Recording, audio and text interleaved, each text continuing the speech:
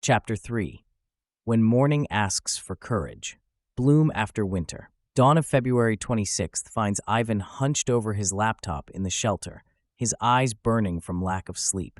He spent the night helping his development team relocate their servers, ensuring critical systems stay online. Beside him, Nadya is coordinating with her network of travel bloggers who have transformed their Instagram accounts into information channels for evacuation routes and humanitarian aid. "Look at this," she says, turning her phone toward him. A local Telegram channel is filling with messages. Elderly people trapped in high-rise buildings without electricity, families seeking transportation west, diabetics running low on insulin. The messages blur together in an overwhelming stream of need. Ivan rubs his eyes. "We can't help everyone." "No," Nadya agrees, "but we can help someone." Their opportunity comes that afternoon. A message appears from an elderly couple in Obolon, the northern district of Kyiv. Their grandson is fighting with the Territorial Defense Forces, and they're running out of medication. Without discussing it, Ivan and Nadya know what they have to do. The streets of Kyiv have become a maze of checkpoints and barricades. Ivan's old Skoda weaves between concrete blocks and anti-tank hedgehogs, the metal crosses casting cruciform shadows in the winter sun. Every few hundred meters, they're stopped by territorial defense volunteers, their yellow armbands bright against their civilian clothes. Each time, Nadya shows them the digital permits on her phone, her press credentials proving unexpectedly useful in this new reality. "Remember when we used to complain about traffic?" Ivan attempts humor as they wait at yet another checkpoint. Nadya's laugh catches in her throat as an explosion echoes from somewhere in the city. The elderly couple lives on the 12th floor. With the elevator out of service, Ivan and Nadya climb the stairs in darkness, their phone flashlights creating dancing shadows on the walls. They find Katerina and Mikhailo Petrenko sitting in their kitchen, a chessboard between them, a battery-powered radio quietly broadcasting updates. Like during the Great Patriotic War, Mikhailo says as they pack essential medicines into a bag, "Except back then, I was the young one running up these stairs to help my own grandparents." His hands, marked with age spots, carefully fold a photograph of a young man in uniform, their grandson Andrei, and tuck it into his pocket. Katerina insists on feeding them before they leave.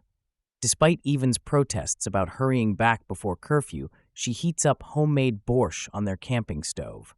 "Children who help others must eat," she declares in a tone that brooks no argument. As they eat, she tells them stories of the Orange Revolution, of standing in the winter cold on Maidan Nezalezhnosti in 2004, fighting for democracy in her own way. "You see this plant?" She points to a peace lily on their windowsill. "It bloomed the day Viktor Yushchenko was inaugurated, and now it's blooming again." Her eyes are fierce with hope. Ukraine always blooms after the winter. Memories of Orange. "Tell me about 2004 again," Nadya asks Katerina, as they sit in the shelter during another air raid warning. The elderly woman's eyes light up, her hands instinctively smoothing her cardigan as she settles into her storytelling pose. Ivan, recognizing the beginning of an important moment, opens his laptop to record these memories. He himself was 17 during the Orange Revolution, old enough to remember, but young enough that many details had seemed unclear at the time. "It began in November," Katerina starts, her voice taking on a rhythmic quality.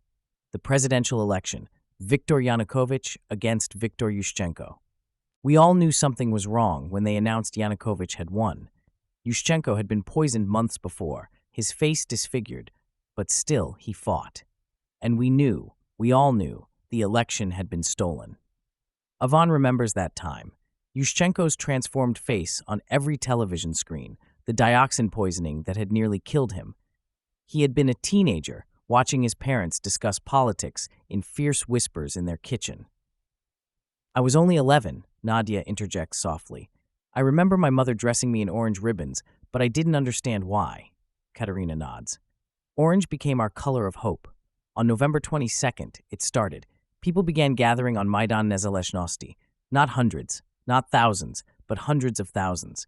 The square became a sea of orange." Her eyes grow distant with memory. The cold was bitter that winter, but we stood together, shoulder to shoulder, students, workers, professionals, pensioners, All of us united. We set up tents, organized kitchens, created our own city within the city. Musicians played on makeshift stages. Strangers shared food, blankets, and stories. Ivan's fingers fly across his keyboard, preserving every detail. He remembers sneaking out of his house with his older brother to join the protests, their parents pretending not to notice their absence. The most remarkable thing, Katerina continues, was the spirit of it all. No violence, no chaos. When police would approach, protesters would offer them hot tea and sandwiches. We sang folk songs, told jokes, created art. It was a revolution of dignity, of culture. She reaches into her bag and pulls out an old orange ribbon, faded but carefully preserved. 17 days we stood there, through snow, through cold, through threats. The Supreme Court finally invalidated the fraudulent election results. We had won through peaceful resistance. I remember the revote, Ivan says. December 26th. My father came home with tears in his eyes after voting, saying it was the first time his vote had truly mattered. Nadya nods.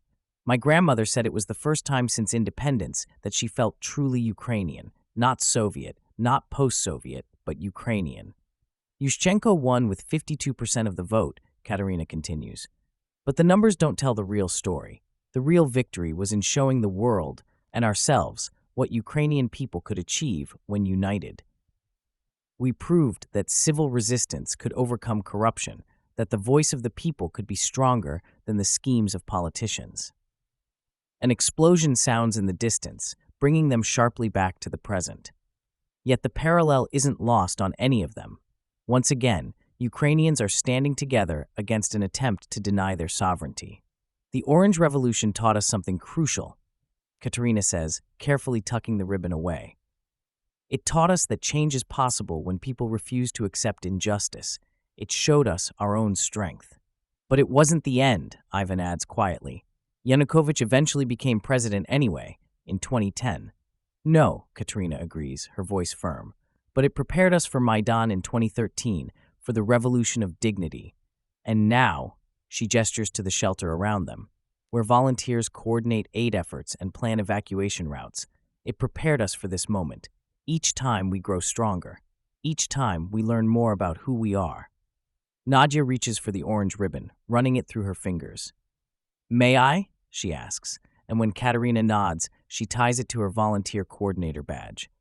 To remember, she says simply.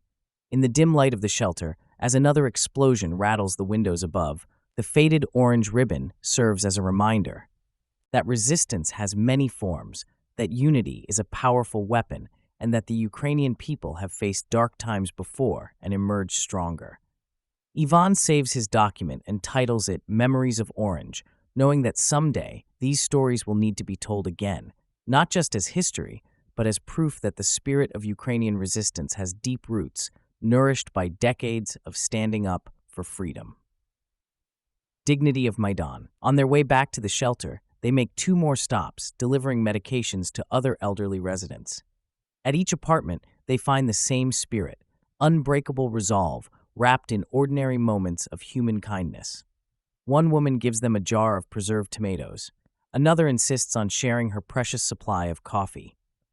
It's nearly dusk when they hear the distant rattling of gunfire. Ivan pulls the car into the shadow of a building, and they wait, hearts pounding. In the silence that follows, Nadya reaches for his hand. We need to do more, she says quietly. We need to organize this better. That evening, in the shelter, they create a makeshift volunteer center. Ivan sets up a database to track needs and resources, his coding skills finding a new purpose. Nadya starts a digital map marking safe routes and dangerous areas, updating it with information from her journalist contacts. Their phones buzz constantly with messages from others wanting to help. A young IT specialist offers to create a chatbot for coordinating aid requests. A retired bus driver volunteers his vehicle for evacuations. A pharmacy student begins cataloging medical needs. The basement shelter transforms into a hive of purposeful activity. You know what this reminds me of? Nadya says late that night as they input data into their newly created system. The winter of 2013, Maidan, how everyone came together, finding their own ways to help. Ivan nods, remembering those days of the revolution of dignity. He had been there, playing guitar for the protesters, while Nadya had helped in the field kitchen. History repeats itself, he says, but this time we're better prepared. An air raid siren wails outside, and new people hurry into the shelter. Among them is a woman cradling a cat carrier. From Hostomel, she explains, her voice shaking. The Russians, they're getting closer. Ivan and Nadya exchange glances. They know their voluntary missions will become more dangerous as the front lines draw nearer. But they also know they can't stop now. In helping others, they've found their own way of fighting back, of defending their beloved Kiev. As the night deepens and the sounds of war draw closer, they continue their work. Their laptops cast blue light on their faces as they plan tomorrow's aid deliveries, coordinate with other volunteer groups, and map escape routes. Around them, people sleep on mats and folding chairs, while others keep watch near the entrance. Tomorrow will bring new challenges, new needs, new dangers. But tonight, in this underground shelter-turned-volunteer center, they've discovered something powerful, that even in the darkest times, human beings can create light through simple acts of courage and kindness. And sometimes, that light is enough to help guide others through the darkness.